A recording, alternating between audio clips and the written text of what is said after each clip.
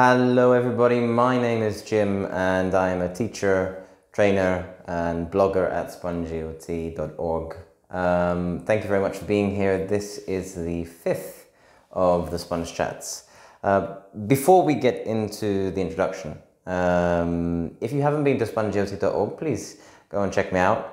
There's a lot of stuff on there really. Not just for the Sponge Chats, but things looking at perhaps approaches to complete Delta, some linguistic stuff, some pedagogic stuff, and pretty much just my thoughts and rambles.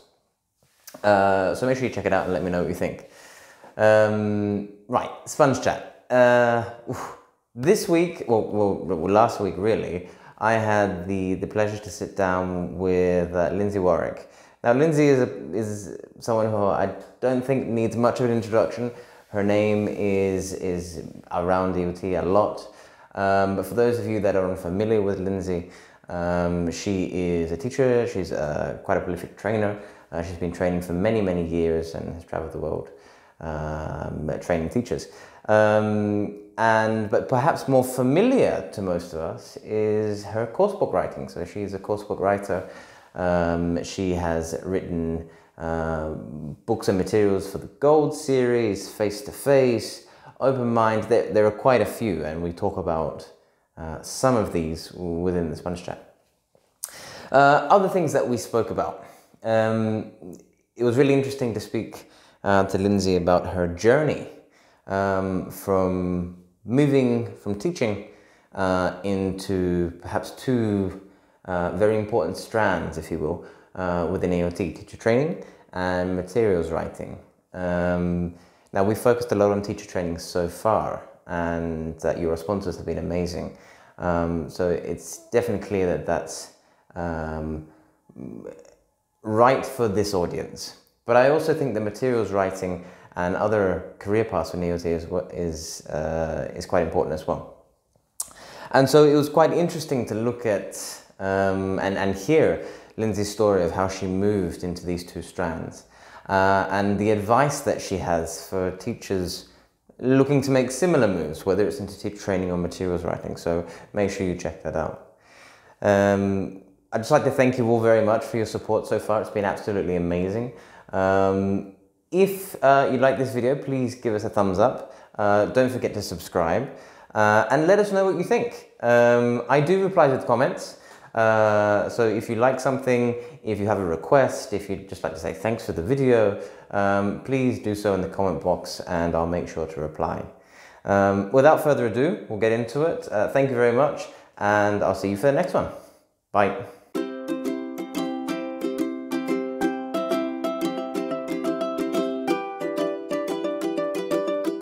Hi Lindsay, how you doing? Hi Jim, I'm fine, thank you. You? I'm good, thank you.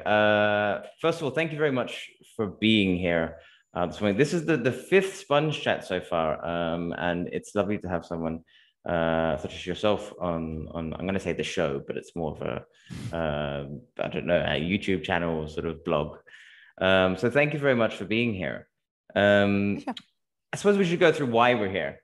The purpose of Sponge Chats is really to look at different career paths within EOT.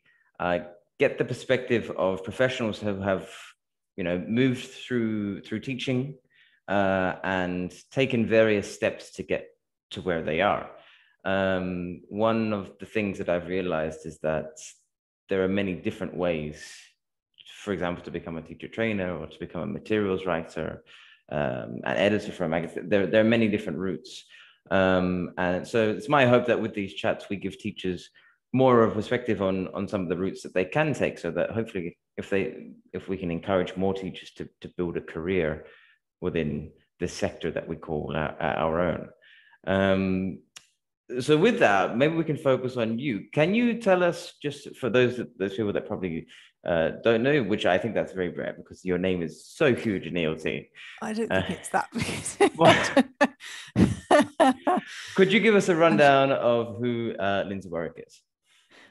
So I always describe myself as a teacher, trainer and materials writer. Although I have to say that I don't do as much teaching as I'd like these days. I'm doing much more training at the moment and materials development.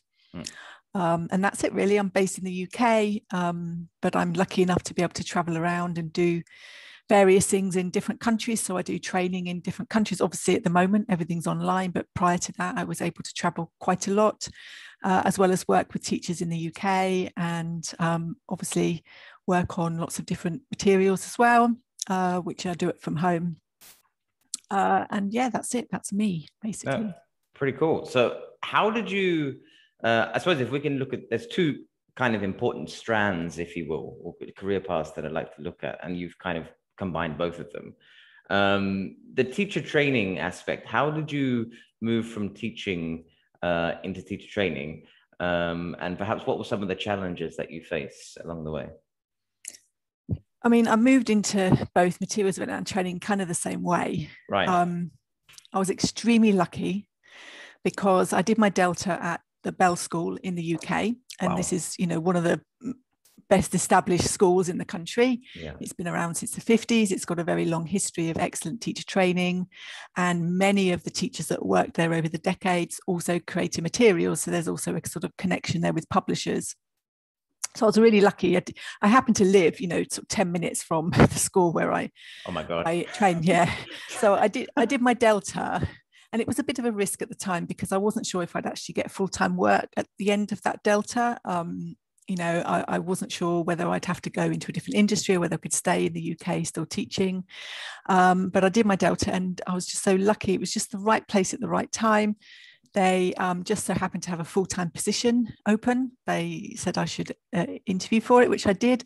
I got offered the job. I don't think I was the first choice. So I have to say thank you very much to the person who'd been there for a few months, who I think was offered it above me, who turned it down and decided to do something else instead. So thank you very much to that person.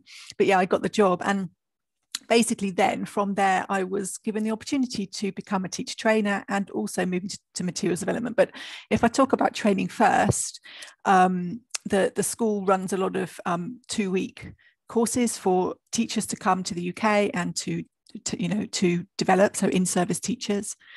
And also a couple of years after I think I did my Delta, they started to run CELTA courses there.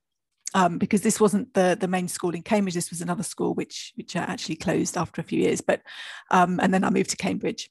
But this particular school, started to run CELTA again, and they started to train up some of the teachers, and I was offered the opportunity to do that. So that's how that started, and then I started working on these 2-week courses as well. So excellent trainers I was able to shadow, really learn from them. So that's that. And you asked about the challenges of training. I mean, since then, I've also worked I was an assistant. No, what was my job title? It was something, hang on. Oh, I've completely forgot my job title. It wasn't that long ago, but I was sort of like a senior teacher. Right. And part of that role was also to develop my colleagues. Okay. So I think there are different challenges in each of those different types of training. So you've got your CELTA, which is obviously your new teachers. And then you've got your in-service teachers who have opted to come on a course. And then you've got your in-service teachers who haven't opted to develop, but are being required to as part of their job. It's an important distinction, I think. Definitely different challenges there. Yeah. For me, in terms of new teachers and CELTA, I think the biggest thing is, in fact, I think this is the same with any time you observe teachers, it's giving feedback. Yeah. It's just such a difficult thing to do. You have to get the right balance between, on CELTA, you've obviously got to assess them against criteria, but also you're supporting them to develop as well. And it's a very stressful course, very tiring course. So it's about pitching feedback in the right way, getting the right tone, giving the right quantity of feedback, and then dealing with teachers who unfortunately struggling to meet the criteria. I think that could be really difficult. In fact, that is really difficult, particularly when there are trainees who really are struggling to see why they're not meeting the criteria and are kind of frustrated by it. Some accept very quickly, yes, you know what, this isn't for me, and I can see that I'm struggling, and then they might decide to not do it anymore. It doesn't happen very often. It's not every course. And then others, occasionally you get some who really, really do struggle to deal with it, and having to be very clear to them and sort of strict about, look, you're not meeting the criteria and this is why, but not getting into an argument about it, and also empathizing with their situation, because it's quite horrible. You've paid a lot of money and suddenly you're being told that perhaps you might not pass the course. It does something to your confidence. You know, it's quite a stressful lot of affective things that come into play there, right? Yeah, I think so. Yeah, and having to deal with that can be quite challenging. But like I say, fortunately, those situations are quite rare, I would say. Most of the time it's lovely. Yeah. But I think for me, that dealing with that sort of feedback is really hard. And I would say that with the in-service colleagues as well. You know, it's quite hard when you're a teacher in a class, in a staff room with loads of your colleagues, some of whom are quite good friends, and then suddenly you have to start observing them and giving them feedback. And, you know, some of the teachers have been teaching for obviously much longer than me. They've been teaching for, you know, really long time. They're really experienced, and to have to go in and give them feedback is quite scary. Yeah, I completely agree. I suppose that my first year of being a trainer, I was working in an academy, and I was there was no teacher training position before I'd asked to move into that position, really. And there was definitely a need to have someone there to help guide it. But it was quite difficult. As you said, there are teachers there that have been teaching for quite a long time. Perhaps not always development focused, but they've been teaching for a long time and they're very experienced. And so I found some of those feedback sessions, the interventions, and the going about it very difficult. I still find feedback difficult now. I agree. It's not, there's not one size fits all. It's very much, each individual is different. For example, this year I'm working with teachers that are quite new to the industry, and it's a completely different dynamic.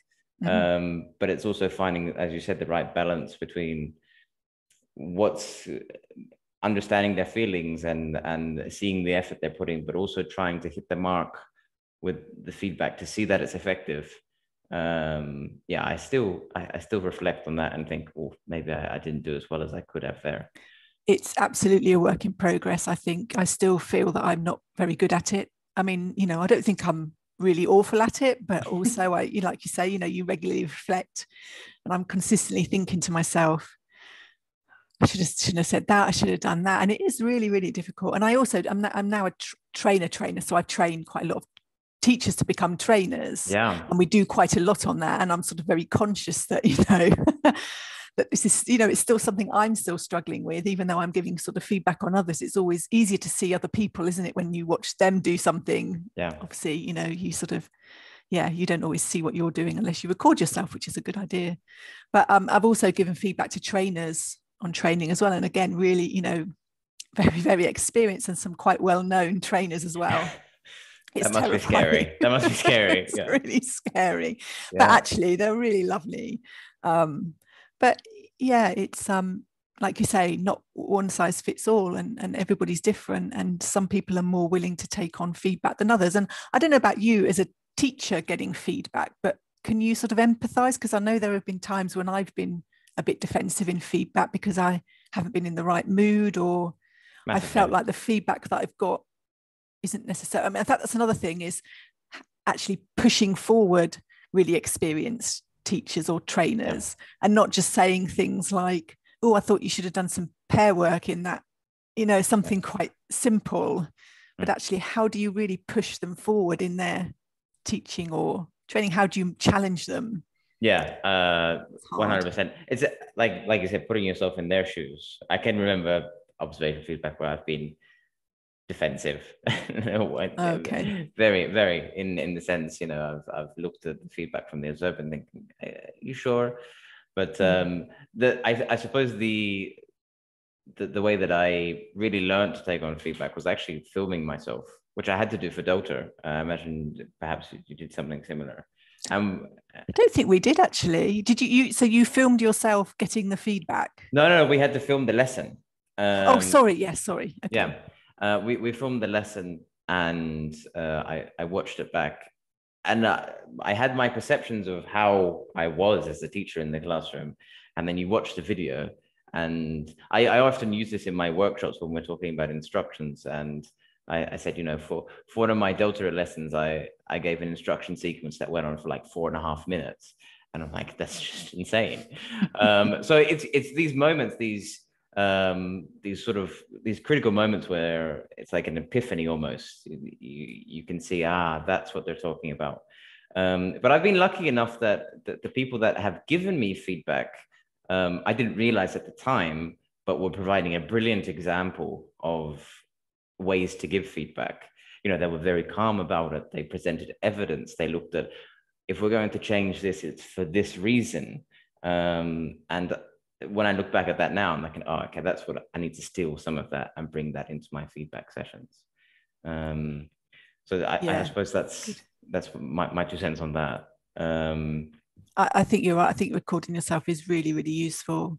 I think also as an observer, you should try and write down as much kind of, and this is something I've learned from Silvana Richardson, that you write down kind of as much factual information as possible. So for example, if your trainer said to you, did you know that when you gave those instructions, it lasted 4.5 minutes? If you were presented with that information in a feedback session, you'd probably be a bit more open to it than just a simple, those instructions went on a bit long. Yeah. Just so, sort of providing evidence for your feedback, I think, can be very useful as a trainer. It's quite, sorry, continue. I was going to say, so taking really good notes on that is really important. I find, because I do a commentary when I'm observing, and but I also like to video record teachers. I find teachers are very, very against videoing themselves at the start. But this year, actually, the teachers after the first term, they actually asked to be videoed without me in the classroom. And so they were seeing the benefits of maybe not having the observer, looking at the effects of the observer on themselves and the learners. But I found that being able to use that video as evidence. So there are a number of critical incidences in the lessons. And so I was able to cut the video short and send that to them and say, have a look at this before our feedback session. I found that perhaps even more useful than my written commentary. I suppose it's just getting teachers to want to record themselves is perhaps the difficult part. You're right. But do you think that because of the pandemic and because online teaching has been so prolific that actually people will be more open to that now? I hadn't thought of that, but that actually makes sense. Yeah, probably. I just think, hitting the record button and recording a lesson seems less scary. And of course, now we're kind of used to going to webinars and they'll say things like, this meeting's been recorded. And I don't know, it just feels to me that maybe teachers will be more open to it. There are always people that don't like to see themselves on video. I mean, I don't like to see the strange looks that I've put on in classroom, but you have to sort of get beyond that, don't you? Even just audio can be useful, I think, just hearing, say, listening to your instructions. I have an obsession with questions. I really think that listening to our questions that we ask in the classroom is fascinating, and we can learn so much and improve them from that. And I think that you just need audio for that, so you don't actually have to watch yourself. No, brilliant. I mean, I suppose, you actually have many lessons. I think you did maybe it was for Gold or for Roadmap. You did many years ago. I think there was a video of you doing a lesson with it. I think low intermediate learners, I think. That's actually Jim. It's a DVD at the back of Jim Scrivener's Learning Teaching. Okay. I remember watching that. I think I watched it when I was doing my Delta, because we were looking for lessons to have a look at and dissect. So for you to have that out there, that's next level.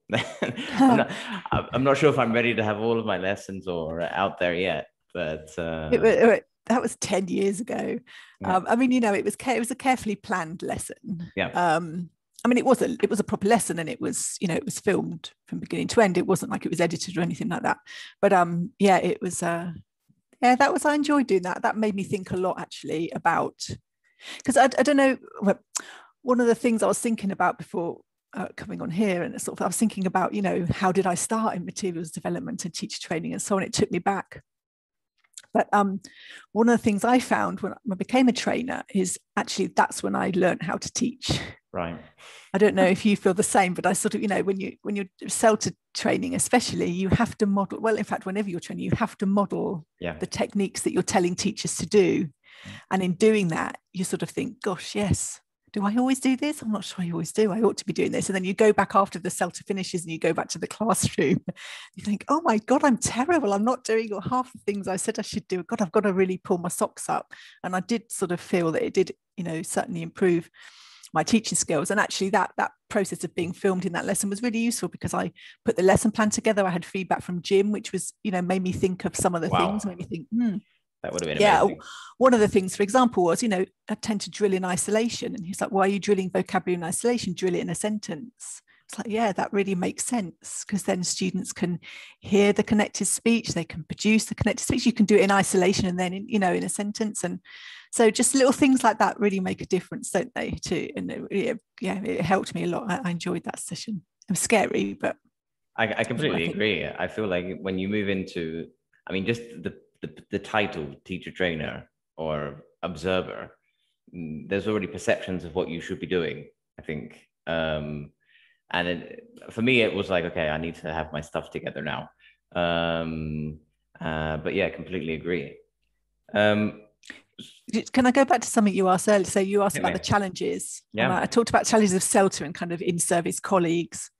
But one of the things that I found challenging, and I guess still do to a degree, is working on sort of 1 or 2 week training courses with in-service teachers that maybe come to the UK.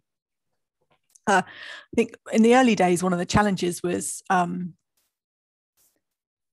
my age.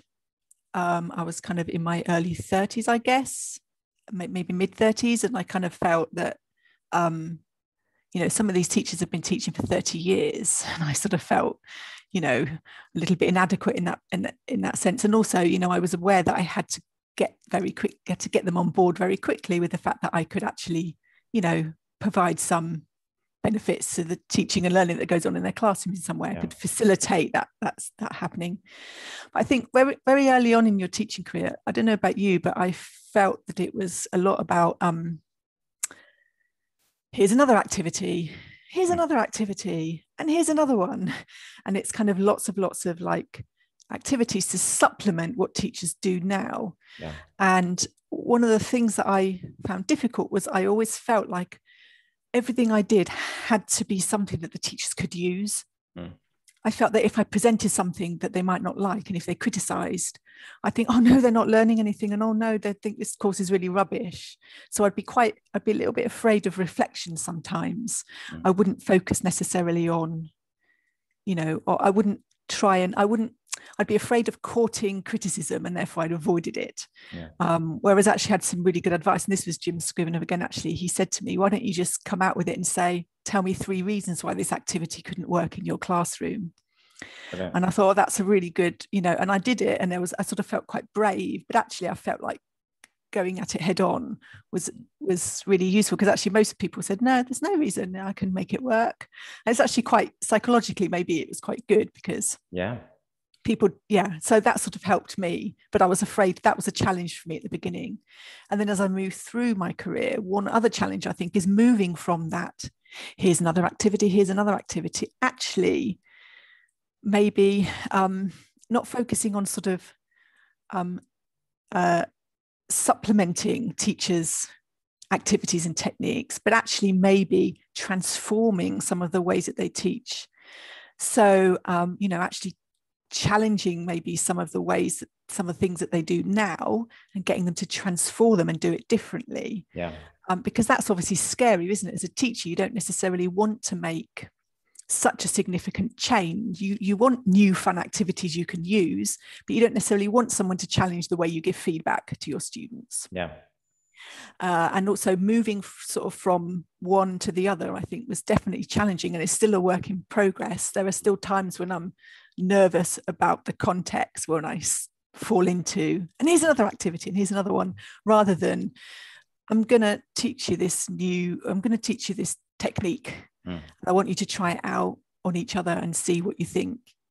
because that I think is more likely to change somebody's teaching and actually impact on the learning more.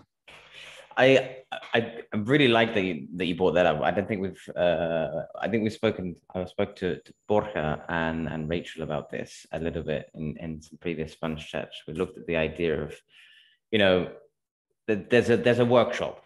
Many teachers go to workshops, because they want those ideas. But then there's also those workshops that last with you for a long time, and they're those ones where you're connecting kind of a little bit of theory to something that's true to that teacher's context. And when I was a teacher attending conferences, I was looking for ideas, but I can still remember those sessions that were like, okay, that was really cool. And I think that one that remember is when in Fathay, I think you gave a workshop, and maybe it was one that I watched of yours on the difference between perhaps teaching listening and testing listening. And you're encouraging, you looked at how coursebook listenings as they are perhaps just testing listening, and we're not really looking at that process of learning to listen, as they say.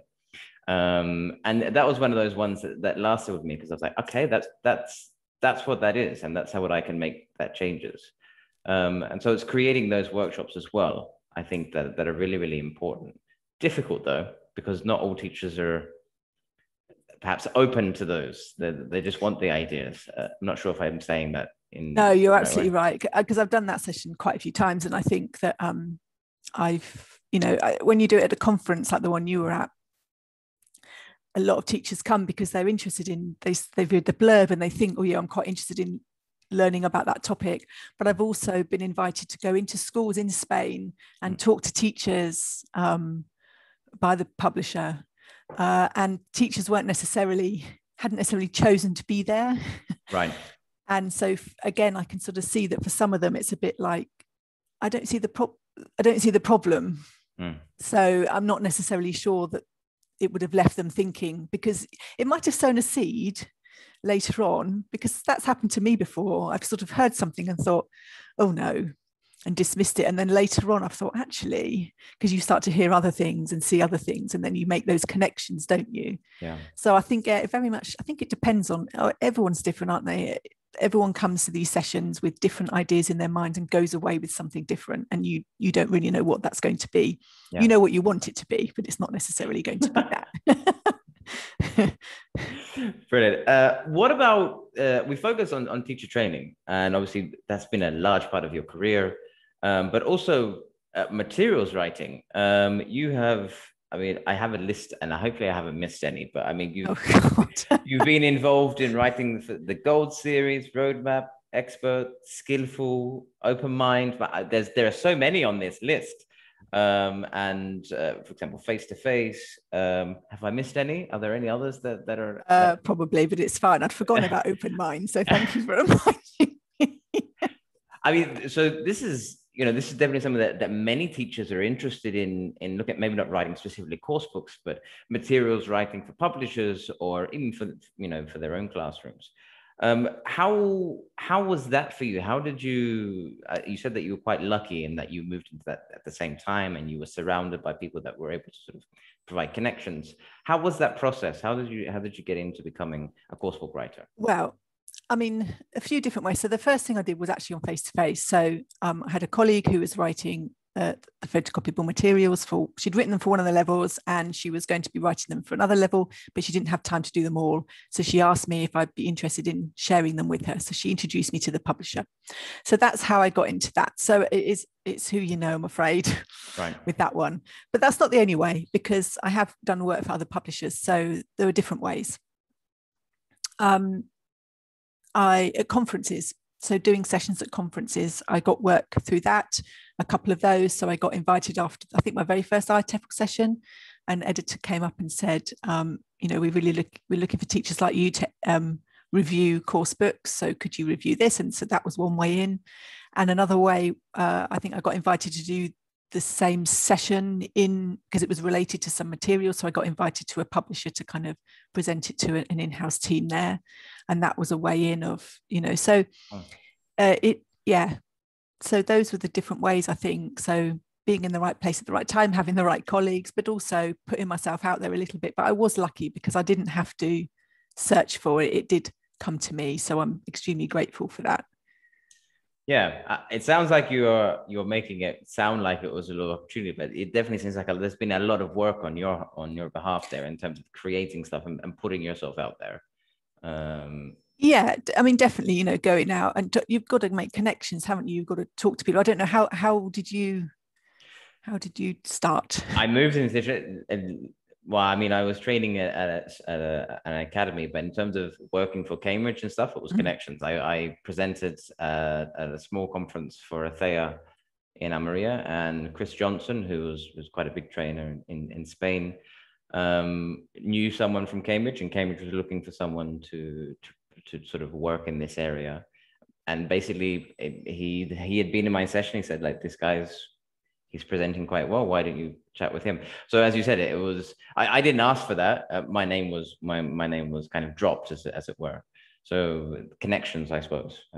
Yeah. So, you know, that's a good tip, isn't it? For people who want to go into materials writing, is to kind of make connections where you can, make them online, go to conferences, go to the publisher stands, talk to people there, you know, find out if there are any editors you can talk to, show your interest, and just, make connections, I think, is really useful. Yeah. And give sessions where you can. Yeah, I find attending conferences, I suppose this is perhaps one of the largest negatives for our sector because of COVID is that we can't attend conferences in person. But I'm attending IATEFL in a few weeks for the pre-conference event, and I think now they have like it's like an online world where you can walk around. I'm not sure how it works. I've seen, because I'm presenting, so I've seen what it looks like. Yeah, it looks really good. It's there's a space where you can socialize. I'm not quite sure how it works, but there's the exhibitors area, so you can go and talk to publishers, and then there's obviously the rooms where you go and attend as participants. So I'm not quite sure how the exhibition works, but I'm guessing you can still go and talk to people, and obviously there's this social area that you can meet up with people. So hopefully it will be brilliant. Won't be as good, will it? But it will still be useful. No, because I think that's one of the important things of conferences is that socializing, that networking thing that you can do there, really. And that's really, I mean, that's pretty much how we met. Focusing on materials writing though, were there any challenges along the way? I mean, how did you, I imagine putting your thoughts into creating content must be quite difficult, no? Oh, I don't know if it's difficult. Is it difficult? It's coming up with the ideas, I think. I don't know. I think when I first started, there was a lot of, I didn't know what I didn't know. Right. So when I look back now, I think probably what I was producing really wasn't very good. But I think one of the things that there are two things that I've always said I think I'm quite good at in terms of materials writing. It's not that I'm the most creative teacher at all. It's that I can deal with feedback. Right. And so my first drafts might look like a dog's dinner, but I can make improvements in, you know, I can pay attention to feedback, and I can make improvements based on that feedback. And I think that is appreciated. Yeah. It's just, the second thing is meeting deadlines, but actually I've not been very good at that of late. So that's something I've just taken on too much work. So I've been struggling a bit, but those are the two things. But actually putting things on paper, I think it's difficult sometimes to, you sort of have ideas in your head and you put it down, and then the editors don't quite understand it, or they don't think that students will be able to do it. And I'm thinking, yes, they will, I've done it, but then I think, well, if other people think that, then it's possibly true. Just because the thing is, just because you can do it in your classroom doesn't mean that other teachers around the world can pick it up and do it in their classroom. Yeah. So the materials have to be accessible to everyone, of course. Yeah. So it is kind of creating things that work. I mean, things that work, basically, the main thing. Finding things that are interesting, because you start running out of topics. And of course, a lot of the topics have been done before. You've got to find new angles. So that's challenging. And then, producing the right staging that works, making sure that things you do make sense can be challenging. But also, the small things like when you do a gap fill and you've got a word box, making sure that one word fits only one gap and not all of the gaps and that kind of thing. So though on a technical level, I'm writing a workbook at the moment, and my editor will tell you that's difficult a challenge. No, brilliant. Before we get on to the advice section, so I'll ask you to give some advice to teachers looking to move into these areas. I'd like to go back to Delta. Do you think that I've spoken to a number of trainers about this before, and we've said that Delta is quite good preparation in a sense for moving into teacher training. I'm not sure about materials writing. Do you think Delta was a good preparation for teacher training and materials writing, or I don't know? What are your thoughts? I think so. Again, you can't say it's not a one size fits all, is it? No. But I don't think CELT is enough. It depends on your experience and what other kind of training or background you have. But I do think that you do need to understand the principles of teaching and learning to be able to be a trainer, and you need to understand those things to be a materials writer as well. You need to have principles which are relevant and appropriate. So, they need to fit with what we know about language learning, for example.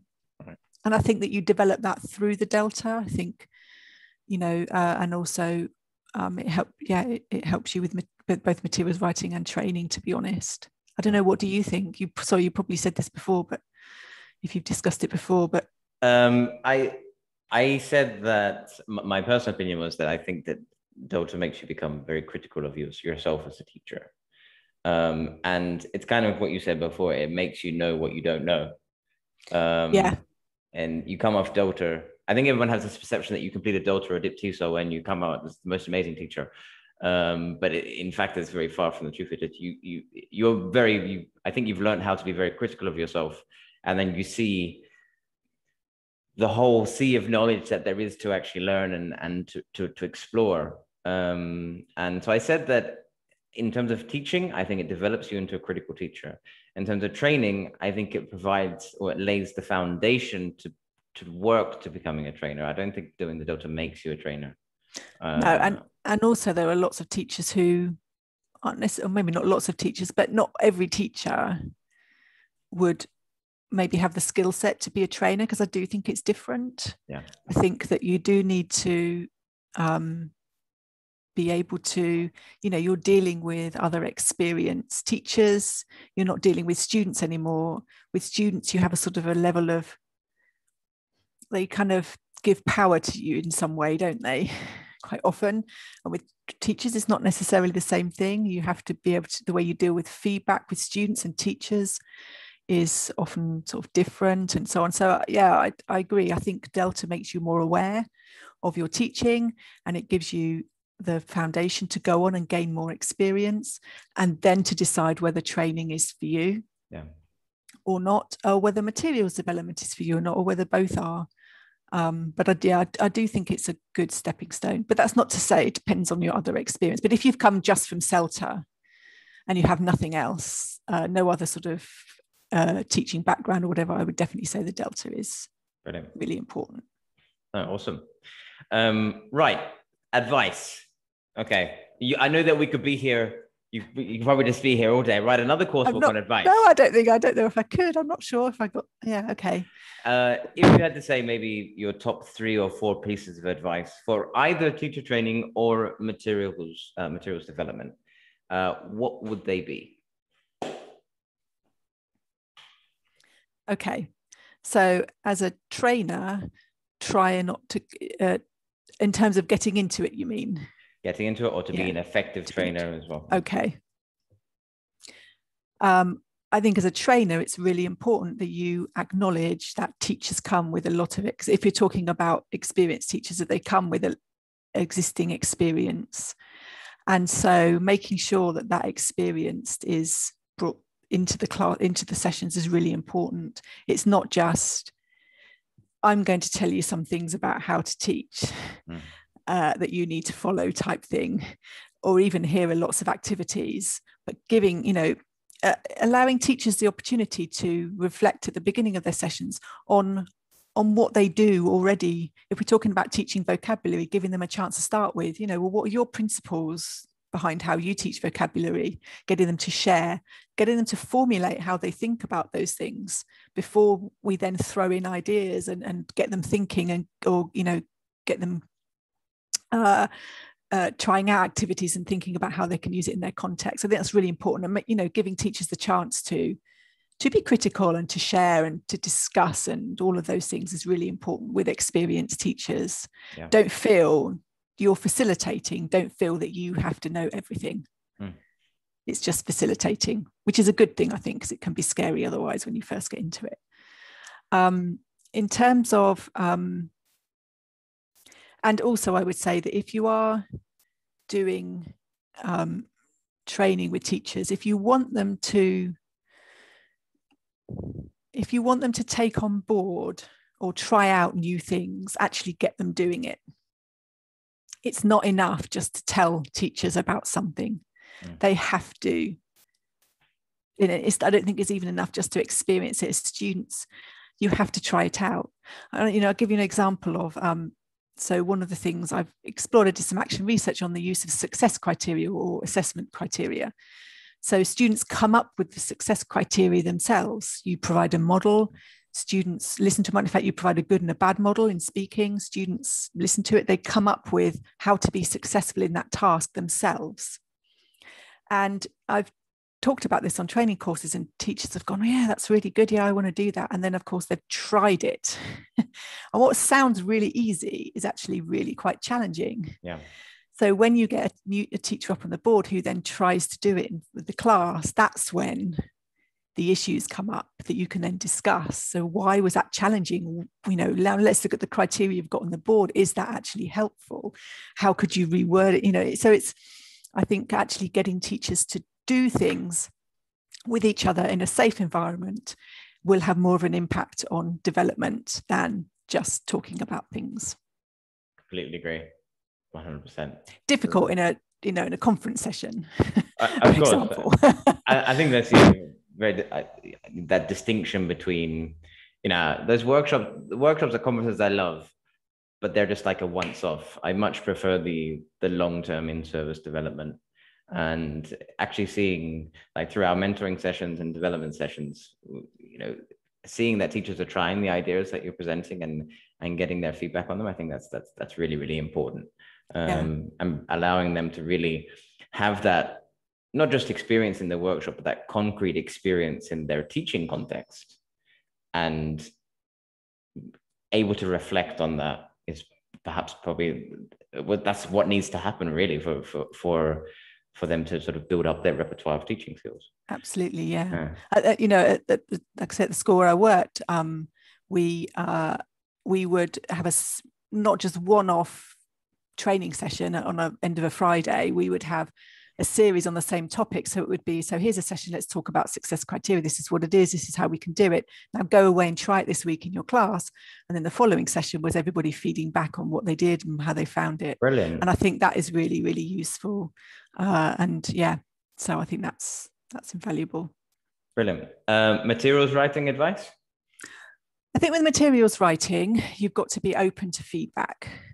You need to have a bit of a thick skin, and I wouldn't say I do have a thick skin actually that much, but just know that it's not criticism of you personally, and that you can learn from it. So one thing that I made sure I did at the beginning, because quite often editors will focus, the good editor, most editors will provide some positive feedback, but the focus tends to be on these are all the things that need addressing, because usually there's not much time to do it. So everyone's in a hurry.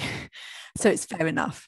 So I think that's the key thing to remember, is that you're going to open your document and you're going to see 4,000 comments on each page, and not to be too upset. So that often editors will, and you can ask for this, is to give you an overview. Right. You could say, can you give me an overview of like, the key things that are working, and then maybe the key things that need addressing.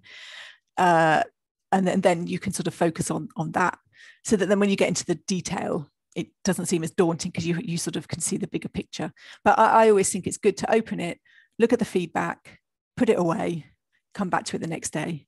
Right. Because then you've slept on it, and because my first reaction is always, oh God, I'm really useless. I'm really terrible. You can't, it's like you were saying, as a teacher, you watch yourself and you become really critical, and it's sort of the same. So yeah, I think for but sometimes, it might annoy me, and I start typing a comment back going, well, I was doing this because, and I start trying to justify myself, and then more often than not, I just delete it and think there's no point arguing. They've got a point. What they've said is fair enough. So just leave it, change it, move on.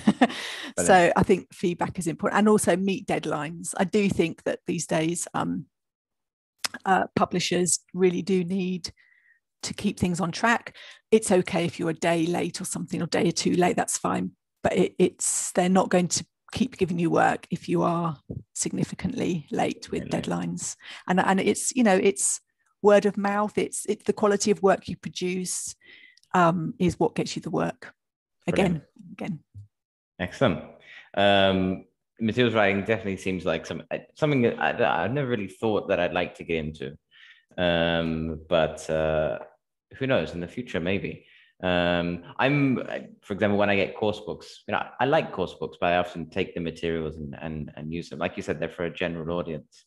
But I really like how they're accessible for everyone, for teachers. So maybe in the future, who knows? One day, we'll see what happens. Absolutely. Give it a try. You might find you really love it. You might find it's not for you, but it's certainly worth trying it out, isn't it?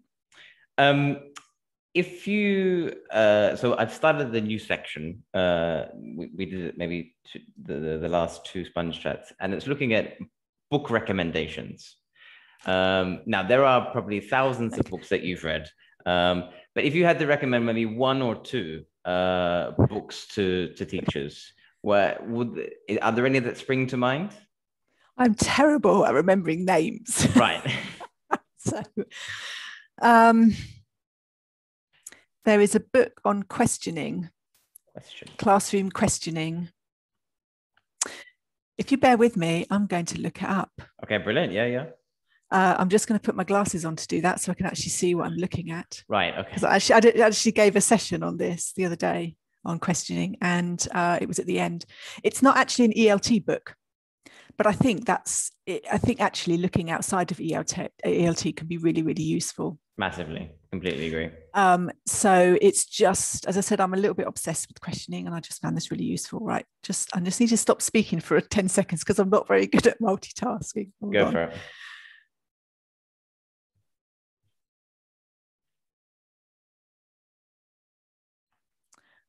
Right, here we go.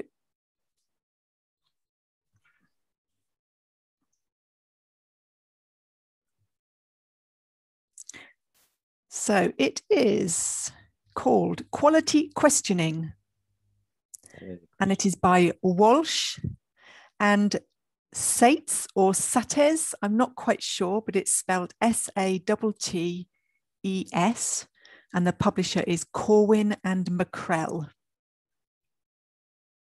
And it just covers, it just makes you really think about the types of questions you ask, the purpose of those questions, and, what you want to get out of those questions, basically. Brilliant. But also how to collect answers to the questions too. Because I think, it's about how you gather the feedback, how you gather the answers that's as important as asking the questions and the questions that you ask. Now, thinking about questioning, I imagine that most of the interactions between teachers and learners is through questioning in classes, I'd almost say. So really, I don't think I've ever really looked at my questions in great detail. I have in my feedback sessions for training, but in terms of in the classroom, no. So that's definitely something I'll have to take a look at. It's really, I find it really interesting because it's so fundamental to what we do. And, this is an interesting statistic. How many seconds do you think on average a teacher leaves between asking a question and accepting the first answer? I'm going to say me, before I looked at my wait time, 1 second, 2 seconds. I don't know. Something similar. It is about that. Yeah. Yeah. Now I try to leave a good, in fact, I find if I leave 5 or 10 seconds, learners, they just come out. They're like, this is awkward. And they say something. But yeah, I only know that because I recorded myself. And absolutely, my trainer said, well, my daughter said, you need to wait. So, it's true. And, you know, and you get more answers, don't you? Not just that. Otherwise, it's the quickest thinker, the quickest and the most confident person to shout out the answer or put their hand up, and everyone else is still working out the question. So just little things like that make a difference. So it's that kind of thing that the book covers. I think it's really useful. So that is absolutely amazing. Thank you very much for that recommendation. Well, Lindsay, I won't keep you any longer. You have been amazing this morning. So thank you very much for your time. I'm confident that that this information is going to help at least one teacher around the world, hopefully more. And we can hopefully encourage more teachers to maybe experiment with teacher training or experiment with materials writing.